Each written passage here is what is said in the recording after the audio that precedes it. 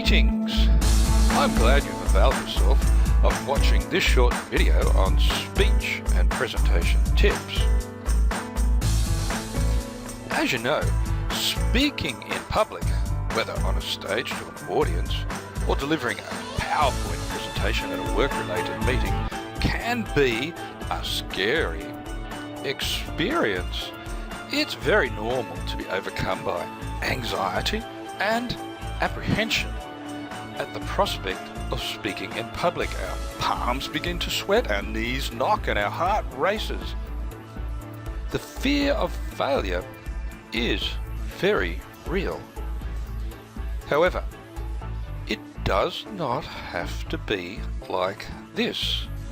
Your fear of speaking in public can be allayed and your confidence enhanced by simply following a few foundational principles when preparing your talk or presentation. This short video has been created to help you make better speeches and presentations. I will introduce you to some of those foundational principles of speech writing and delivery, which, if you act on them, will enable you to speak effectively and persuasively in public. Now, although it's not a revelation, nonetheless you should be aware from the outset that all speeches and presentations, regardless of the occasion, wedding, work-related public meetings and funerals, are all founded upon two key elements, namely content and delivery. Content's what you've written, that's what you're going to say in your speech, and delivery is how you say it. Let's take a look now at the first tip that I'd like to share with you on speech delivery.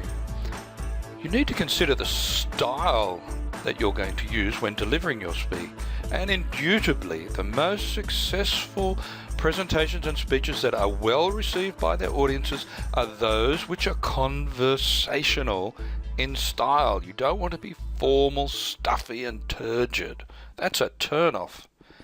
In order to have maximum impact on your audience, you should use the conversational style, which means the extensive use of the first person. I and we, my and our. You should use these words as much as possible and avoid wherever possible the impersonal third person it.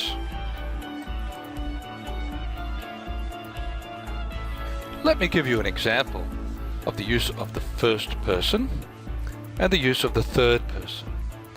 Allow me to read the impersonal third person first. Here we go. The company has set out to establish the influence of red and blue socks on the sleeping behaviours of a cohort of individuals who suffer from insomnia. Now, I don't know about you, but I found that hard to connect with the speaker, and it sounds as though he's talking at me rather than talking to me. Let's listen to a reconstruction in the first person. Allow me to read it to you. Our company has always been concerned about the plight of those who suffer from insomnia. We desperately want to help people with this sleeping disorder. So we commissioned a study to find out whether wearing red socks help people sleep better than those wearing blue socks. Now you notice immediately that the first person is more engaging. We felt like he was talking to us. He was telling us, or she was telling us, a story. It was like having a conversation. This is a style you need to use when writing and delivering your speech if you want to engage your audience and if you want to keep their attention. Furthermore, similarly, you need to be careful using lists when giving PowerPoint presentations. You must remember our brains have not been designed to memorize lengthy lists, but we can follow a story. So even your technical technical information can be rewritten and adapted to assume a more narrative style. This will keep your audience following you. Let's look at the second tip. Keeping your sentences short. When it comes to writing a speech, you should bear this in mind. Keep your sentences short and simple. Do not use lengthy sentences with subordinate clauses. Lengthy sentences replete with qualifying clauses are too complex for your audience to follow. Remember, you're not writing an essay here or a book. You're speaking to people, and you must ensure that it's a conversation that you're having with them. We'd never conduct a face-to-face conversation using the same style as that which we would use when writing an essay. So don't do it when you're delivering a speech. Use short sentences. Let me give you two examples. One demonstrating the use of complex sentences which are inappropriate for public speaking, and the other showing you the use of shorter sentences which are the correct type to use when delivering a speech. Here's a quote from Ammianus Marcellinus, who wrote a book called The History of Rome. Now, as an author, I adore Ammianus. I read and reread him at night, during the day, just for the sheer joy and pleasure of reading good literature. However, notwithstanding the enjoyment I derive from reading Ammianus, it is not appropriate for public speaking. This is how not to construct a speech. Let me read it to you.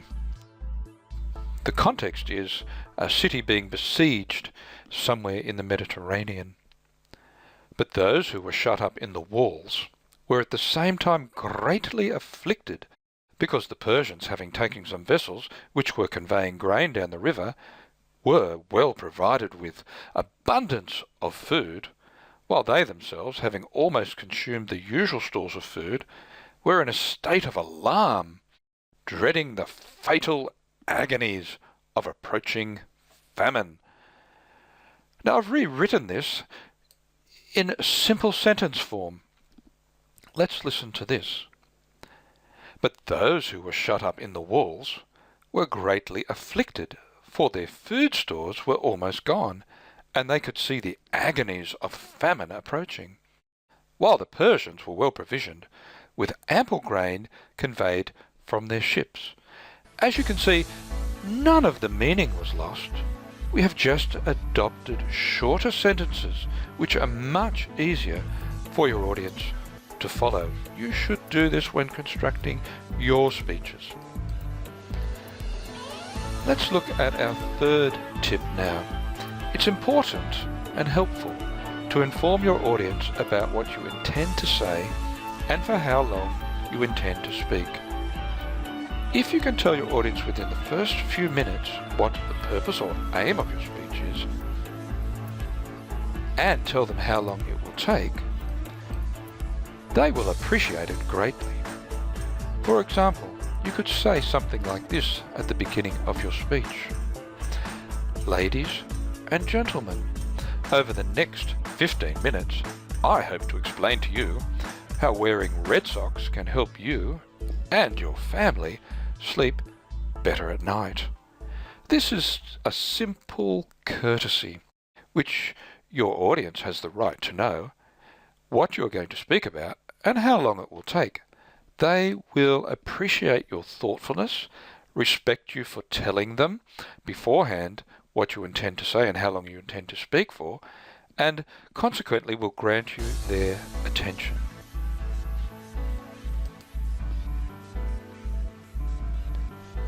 Of all the aspects of public speaking, and of all the tips that have preceded this fourth tip, this tip stands out preeminently above anything else that you will learn in public speaking, and that is practice.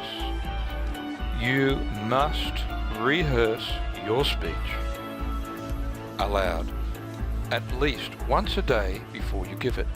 This is imperative.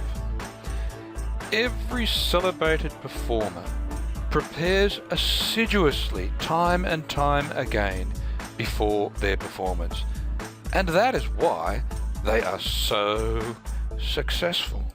And if you wish to win the applause of your audience, if you wish to them to hold your speech in high regard, and if you wish to persuade them, then you will need to do the same.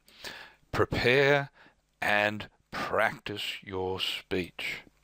Rehearsing your speech aloud will help you remember it, so that you do not become a slave to your notes. It will thereby enable you to look directly at your audience and maintain eye contact with them. It will give you greater confidence when you deliver your speech and, most importantly, greatly reduce your anxiety. Now we're drawing near to the end of the video, and I'd just like to give you a few final closing remarks. Now I know it's customary, and you probably expect me to wish you good luck for your speech presentation event, but I'm not going to. For if I were to, I would only be perpetuating a misconception. Good presentations and speeches are not a function of luck, but of hard work and preparation. So, grab the nettle and start working on your speech. Well, we've finally come to the end of this short video on speech and presentation tips. I hope you found it helpful. If you're interested in taking your speaking skills to the next level, then I would encourage you to join, nay, I would love you to join our online public speaking course. The course, although introductory, nevertheless comprehensively covers all that you need to know about speaking in public. It will enable you to write brilliant speeches, empower you to deliver them with eloquence, and to captivate your audience. Furthermore, the course offers an online appraisal feature. After uploading your speech, it is placed on our website for others to listen to and critique, thereby enabling you to further improve. I hope you can join us.